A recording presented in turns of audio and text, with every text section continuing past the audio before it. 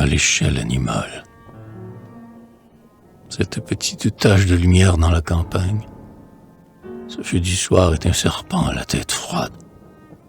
La tache de la bête dans un paysage humain, où tous les animaux sont les mouvements de la terre bien réelle, du soleil maigre et pâle, du soleil gros et rouge, et de la lune sans passer, et de la lune à souvenir. Cette petite tache de lumière, cette fenêtre, éclaire les épaules adorables d'un ours, et d'un loup de Paris vieux de 1000 ans, et d'un furieux sanglier d'aujourd'hui, et d'un lièvre qui fuit comme un innocent.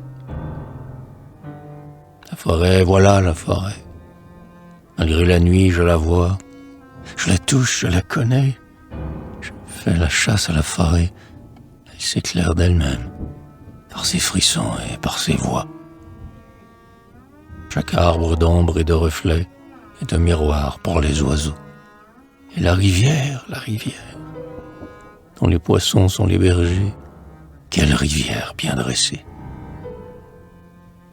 Voir clair dans l'œil droit des hiboux, voir clair dans les gouttes de houx, dans le terrier forêt d'obscurité fondante, voir clair dans la main des taupes, dans l'aile étendue très haut, dans le guide des philosophes, dans le tout cela des savants, monde connu et naturel. Voir clair et se reconnaître sur la prairie bleue et verte où vont chevaux et perdreaux, sur la plaine blanche et noire où vont corbeaux et renards.